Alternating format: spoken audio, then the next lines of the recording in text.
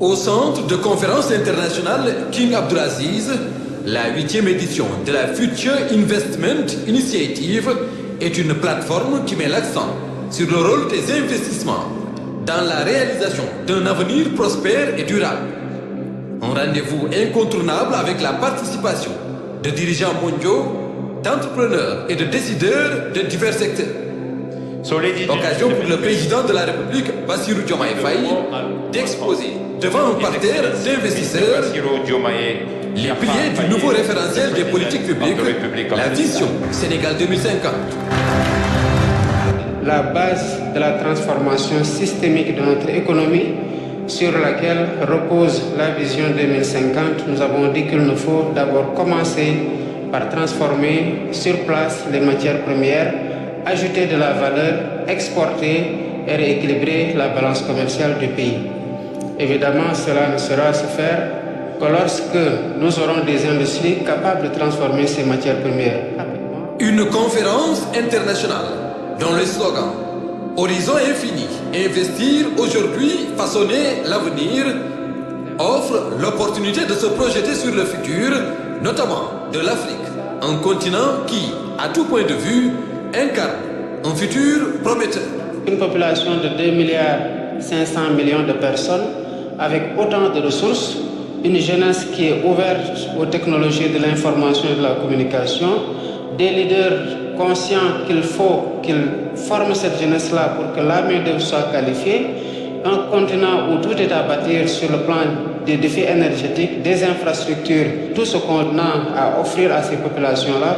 Évidemment, l'Afrique, c'est le futur sous ces rapports-là. Et voilà en quoi il est important pour les investisseurs de regarder de plus près l'Afrique, mais avec un œil de projection sur ces 2,5 milliards de personnes.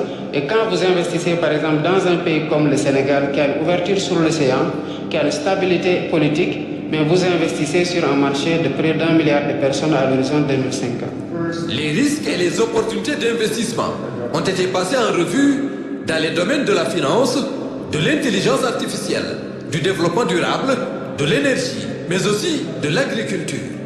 Un secteur où l'Afrique a un rôle clé à jouer pour la souveraineté et la sécurité alimentaire. Il y a des potentialités en Afrique qui n'ont encore pas été développées comme il se doit. Et l'agriculture est également un domaine à développer et il sera vraiment profitable non seulement à la population d'Afrique mais également à la population mondiale en général.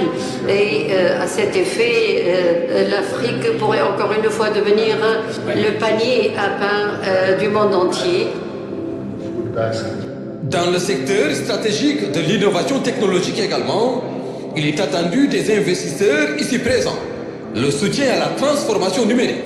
Le New Deal technologique consiste à dire à toutes ces entreprises des GAFAM et de toute autre entreprise de la FinTech mondiale, vous avez un pays où la jeunesse est extrêmement portée vers les nouvelles technologies de l'information et de la communication. Et nous avons des champions locaux, mais nous avons aussi des champions qui ont pris presque naissance au Sénégal, qui se sont ouverts très rapidement en Afrique.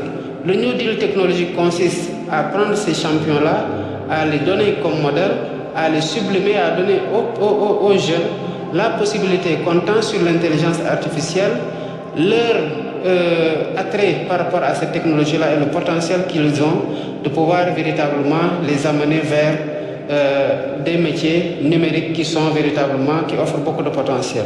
À travers l'APEX, le Sénégal offre un environnement des affaires propice et qui garantit la rentabilité de tout investissement productif. Mais au-delà du Sénégal, les opportunités d'investissement sont aujourd'hui réelles sur le continent africain. Je voudrais dire aux investisseurs dans la salle de regarder l'Afrique avec un autre œil. Aujourd'hui en Afrique, c'est l'émergence de nouveaux dirigeants jeunes qui ont mal de voir ce retard que nous accusons sur tous les plans, qui ont mal de voir ce potentiel inexploité et qui ont envie de relever le défi et de faire naître un nouvel espoir qui va se matérialiser comme une réalité intangible en termes de qualité de vie améliorée par rapport à cette population qui l'attend de façon d'ailleurs tout à fait naturelle de ses dirigeants.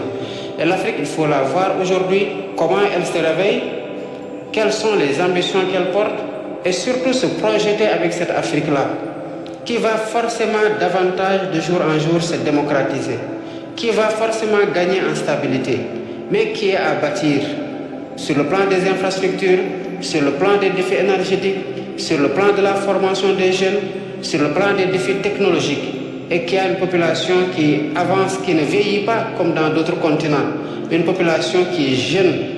Donc venez investir en Afrique et à faire avec nous, à bâtir avec nous dans le cadre d'un partenariat fécond et mutuellement gagnant. L'Afrique, terre d'opportunités pour des partenariats stratégiques. Le forum offre ainsi une tribune à travers des débats, panels et entretiens pour baliser la voie d'une coopération sincère.